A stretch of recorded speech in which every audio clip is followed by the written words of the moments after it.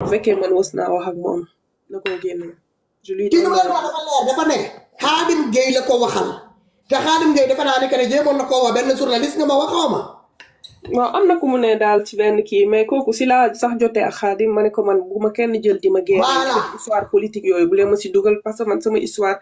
voilà peut-être que Bah Diakhaté bu dee wax na ko tamit je ne sais pas s'il a des relations avec Khadim Gueye je ne sais pas mun na am tamit. non mais ki ma wax sax du Bah Diakhaté quoi parce que man. voilà nit ki man maa dul tudd turam rek mais du Bah Diakhaté. voilà donc tu vois donc arrêtez encore une fois. Arrêtez. C'est pas les mêmes personnes. Arrêtez. nit kooku aussi responsable la am na bàmmeelu biir parce que bi mu ko yëgee aussi il en a rien fait xam nga. merci du Bah Diakhaté donc man je le dis. fii la man gëm naa la. waaw su fekkee Bah Diakhaté moom mës naa ko contacter. na génne déjà man dama bëgg sax su fekkee comme ne mës naa ko wax Bah Diakhaté na génne ndax bu fekkee loolu am na appel dina am et tout na ko capturer mu def ko ci page. maa tey damaa bëgg nga leeral benn point. Dame Mbodj. ci yan circonstance ban jàngale la jàngale parce que gars yaa ngi doon ne. Dame Mbodj bi ngay wax te mu nekk ci biir Pastef musul jàngale ci CM boobu leeral ko Sénégalais yi nga jox leen décrire leen couleur oto bi Dame Mbodj yoroon à l'époque. mais man on parle même de voiture grise mais man je ne pense même pas que ce soit une voiture grise je pense que c'était une voiture soit bleu nuit genre bleu nuit yooyu lay doon xam nga mais yaakaar ne sax que voiture grise parce que grise dafa fees au fait. yaakaar ne voiture grise la loolu mooy benn man li ma intrigué mooy le fait que qu'il existe d'après leur dire deux dames Mbodj qui sont à la fois des professeurs d'anglais man su ma gëmmee sama bët sama agression su ma ubbee sama bët man moom laay gis man su ma ubbee sama bët moom laay gis moom man bu ma gëmmee bu ma ubbee sama bët moom laay gis gisuma keneen te foofu laay jàpp ba keroog bay gis leneen je le dis wax ko fort ci kaw te mënul nekk coïncidence au fait. vraiment mënul nekk coïncidence ci man. te tamit comme fi ma taxaw laa ko waxee ma ne leen man soxlawuma nit gëm ma xam nga man si sama dëgg laa wet mais man soxlawuma nit gëm ma man xam naa Sénégal nu muy doxee yaakaaruma si appui benn sénégalais ndax xam naa Sénégal nu muy doxee sama yaay xam na. démb ñi ma contacté bu ñu dégg histoire bi ñu ne ma man ak yow dinañ wax après. waaw dinañ wax. jàppal ni que ni man mii sa jëmm bopp. amoo ma woon xaw ma la man gëm naa la. bu la ñëpp bañ a gëm non mën naa capturer message bi man ak sa yaay sa yaay comme moom gëm na la jàppal ni que ne man maay sa ñaareel yaay bu la gëm. jusqu'à la preuve du contraire. man gëm naa. parce que da nga joxe des points précis.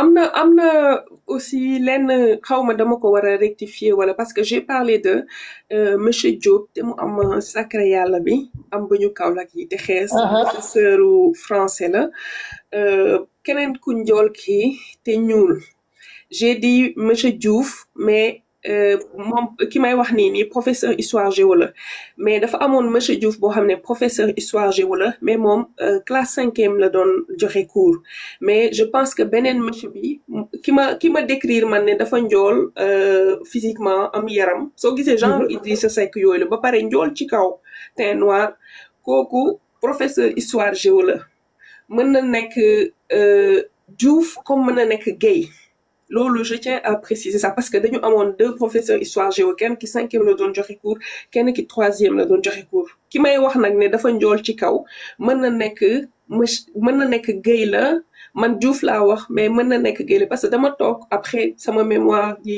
kii je me suis dit amoon nañ monsieur Diouf boo xam ne 5e la woon mais il se pourrait que monsieur professeur histoire géo bi may wax monsieur mën na nekk Guèye la au lieu de Diouf. léegi lan moo tax gars yi ñu ne soit à la recherche des preuves ma wax la ko. nee nañu. école bi nga nee ni que de foofu nga doon jàngale. foofu nga doon jàng. Dame Mbodj n'a jamais enseigné dans cette école là. léegi nañu génn Dambodj bi doon jàngale foofu parce que un Dambodj a enseigné dans cette école là professeur d'anglais moo jàngal sama mag jàngal samay xaritu mag aussi te loolu histoire mun ko c'est-à-dire munoon nëbb ba loolu du génn Dambodj a enseigné au CM El Hadji Ibrahima Thiaw quand tu tapes sur sa biographie sur Google da ngay gis ñu bind que il a été chassé de l'administration xawma fan ak fan parce qu'il avait enceinté une fille qu'on lui a obligé pour mu takk ko des choses comme ça mais bu ñu demee ñoom def seen recherche CM El Hadji Ibrahima Thiaw Dambodj a enseigné là-bas. donc boo tapé Dambodj ci Google nga ne biographie Dambodj xaaral wet gi gis bokku ci man dama koy génnee léegi Dambodj enseignant léegi comme gars yi Dambodj biographie voilà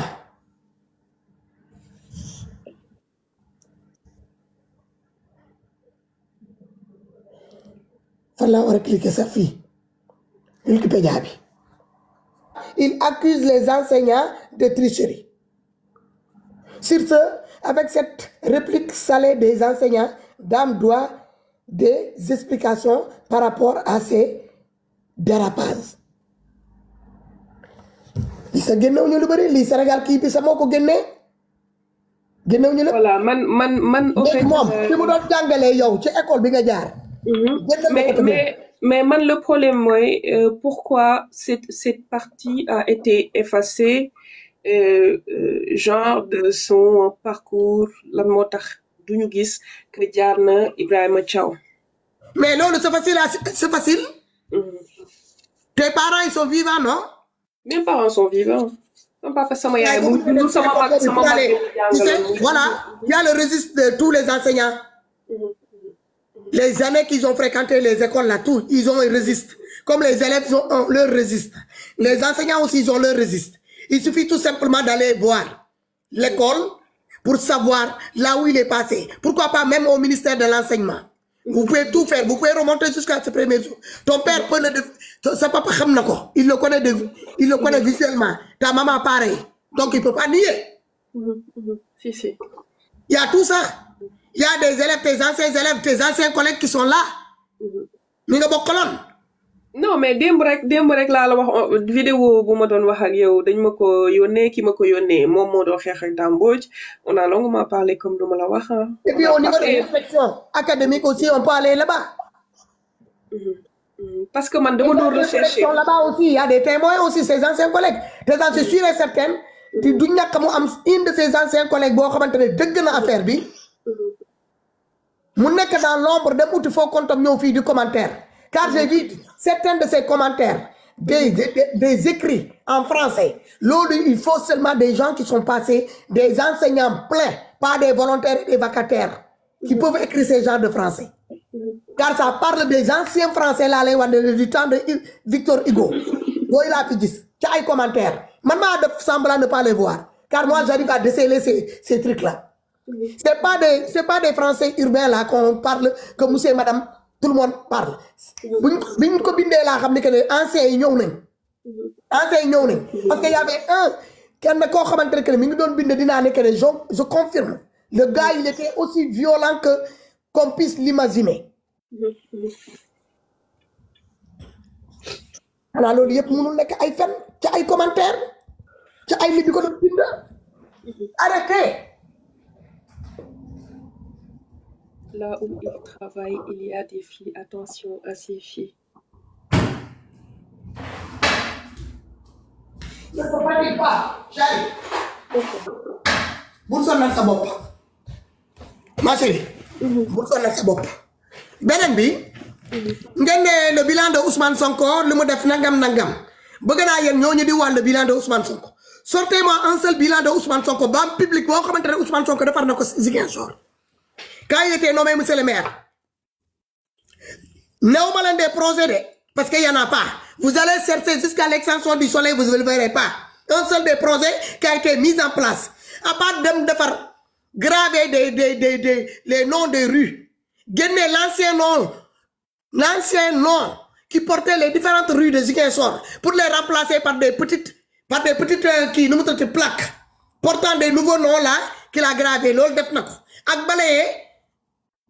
balayer les caniveaux, ramasser la saleté qui était dans les caniveaux loolu moom def na ko biñ ko nommé moom budget de mairie de Ziguinchor ay bourriette la ko jëndee ay pelle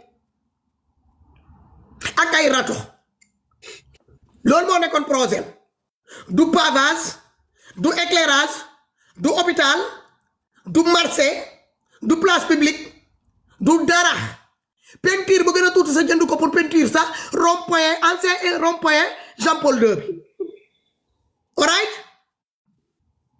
Barthélémy Dias daf maa fay nangu naa Barthélémy Dias daf maa fay moo tax may wax ay waxam waaw dama ne Barthélémy Dias de biñ ko falee maire dëgg naa ne 3 fois il est devenu maire 2 fois maire de Mermoz à jeune âge amuloon sa 40 ans biñ ko falee maire Mermoz mu wone fa boppam waa Dakar yi nee na que ne doyaluñu mu laaj mairie de Dakar woote sénégalais yi ñëw wuy si ko voter ko à l'unanimité à la suffrage universel bi lañ ko nommé au même titre que le président de la République, au même titre que les députés qui paradent aujourd'hui dans notre hémicycle. Mais Mouniowe Tok, à son mi-mandat, 2 ans et demi, il a réalisé ce que Macky Sall a réalisé pendant ses 12 ans de quinquennat. L'homme Barthélémy Dias a réalisé à ses 2 ans et demi. Ce que Barthélémy Dias a réalisé en tant que monsieur le maire au Sénégal, c'est ce que Macky Sall a réalisé à ses 12 ans de quinquennat. Il a fallu 12 ans. Vous avez signalé live. Qui est venu photo. Très bien, guys, tapotez-les. Vous partagez au maximum. Tapotez-les.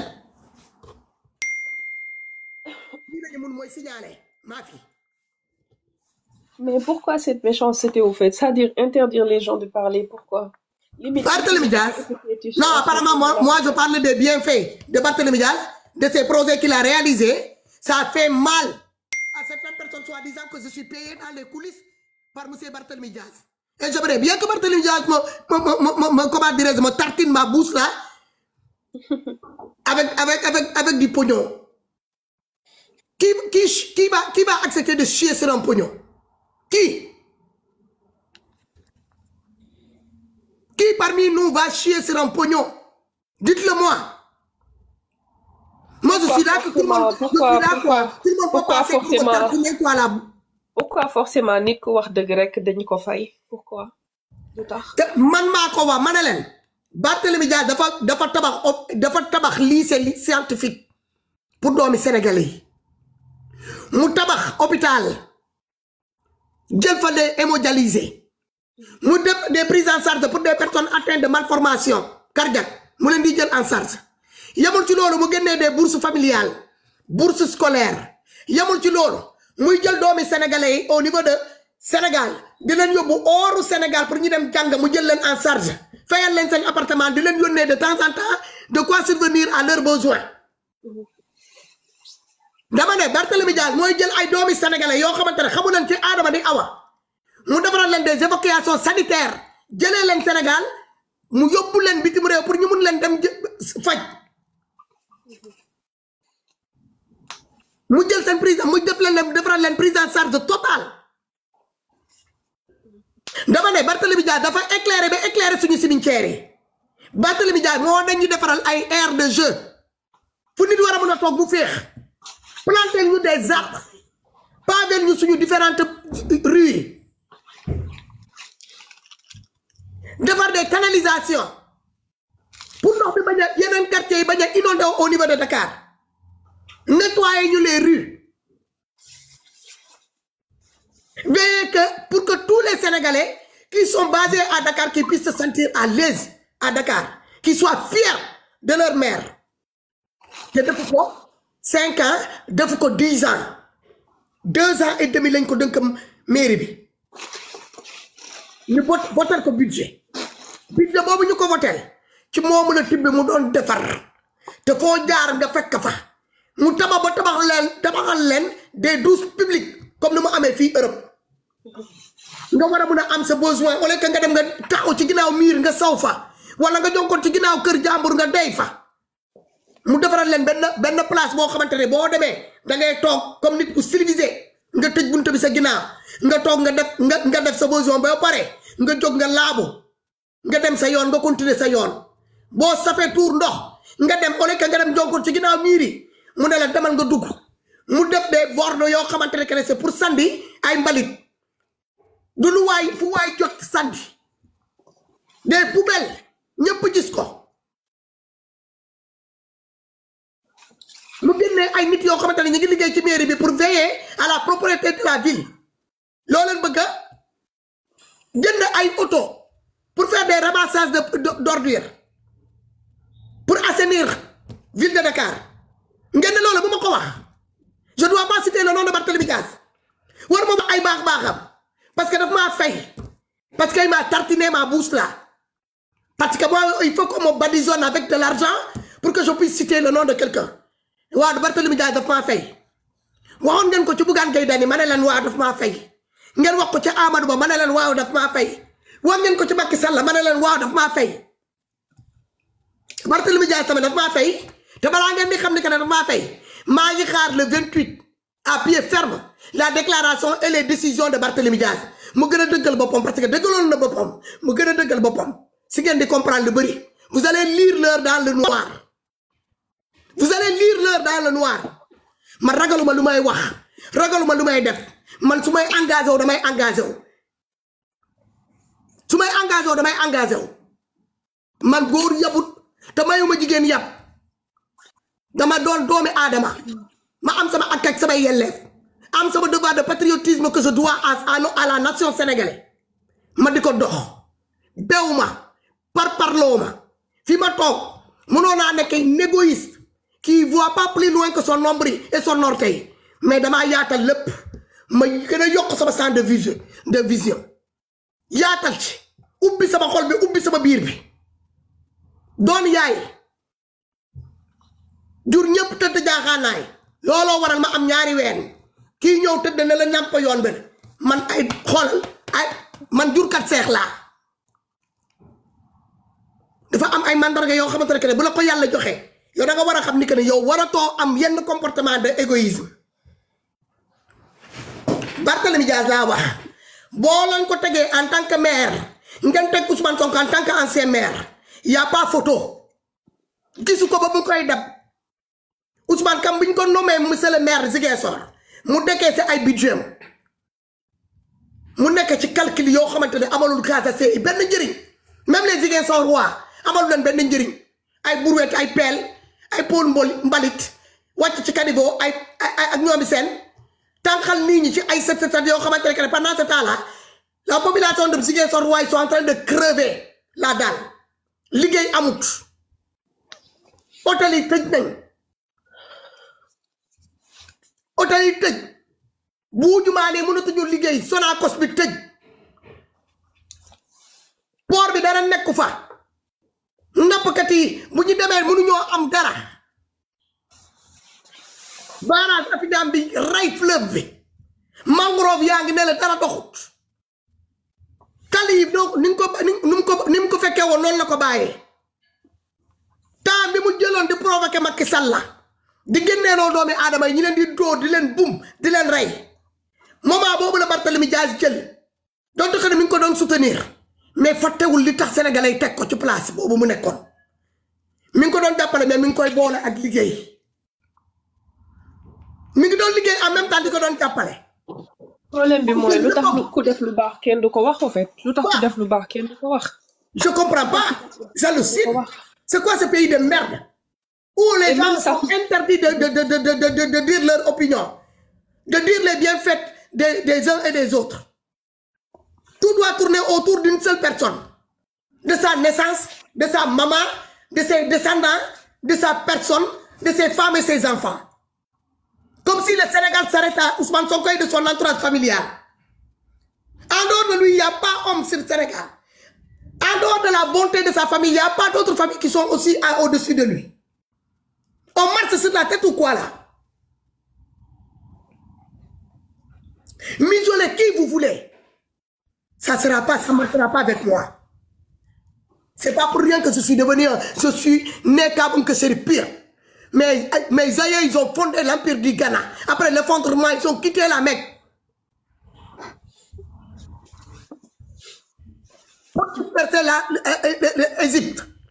Et venir fonder l'empire du Ghana. Empire du Mali.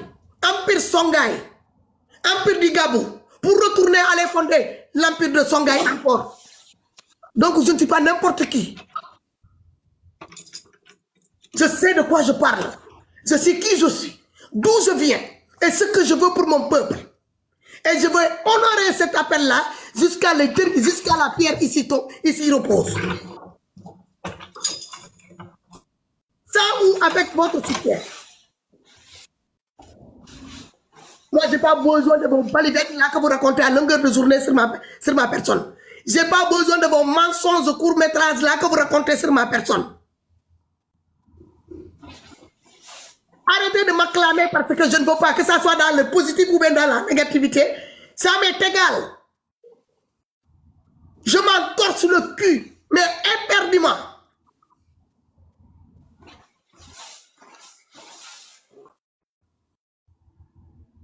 Nit ki bu defee nañ ko wax. Macky Sall def na comme ni ko Barthélémy Dias defee. Bu Macky Sall bi mënuma ko wan jamono bi mu toogoon foofu. Parce que j'étais habitué, enveloppé par la haine, par la manipulation, par les différents discours populisme. Madame, à un certain moment, Dieu est venu en aide. Dieu m'a aidé. Il m'a xaaral ma chérie, ma tëj sa micro tout. Voilà. Je vais tëj ce micro parce que ça fait du bruit. Dieu m'a aidé à m'en sortir. À tourner le dos à ce soi-disant fameux projet de mascara invisible, quasi inexistant de Pastef.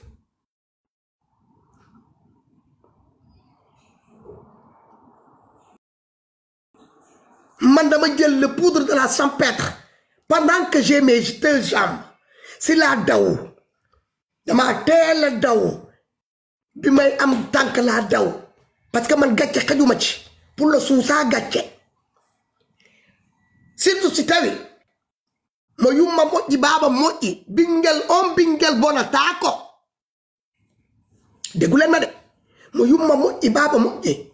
Bingel bona tako. Ma doon Haalpulaar pire nag ci ndey bu jaxasoowul ak beneen xeet di Kaabul ko Sëri pire ci baay bu jaxasoowul ak beneen xeet man sama maam Jante Aydara lay wuyoo sama baay di Kaabul ko Sëri pire di daan soxo jula pire sama baay di sama ndey di Haalpulaar di Boiro Gal ki ko jur sant Balde ki jur kooku sant Bari ki jur kooku sant Jallo ba man duma sen doomi alla finti yi di taxawaale di topp jàpp nit golle puy do yooyu doomi golle puy do yooyu do xawma ko juddoo ci kër boo xamante ne que ni fekk fa maam boo xamante ne alaaji baa daan so ku ko xamul dëgg nga ko ci biir bi ñona liggéey ba liggéeyal ay système yi bàyyi ko fii def ba def fu dara xewagul ba prévoir ñu ñëwagul ne leen sooraale ci diine ci jom ci fulla ci fayda xëy gontu ñàkk bañ a tàllal loxo valoriser li keneen yor valoriser li keneen di def xam lu bon xam lu baax dinaa jóge foofu ma ñëw fii may naa ne keneen damay nekk fi mel ne kuy geesu wala kuy suusu wala koo xamante ne keneen dafa soxla ñu dëppal ko dama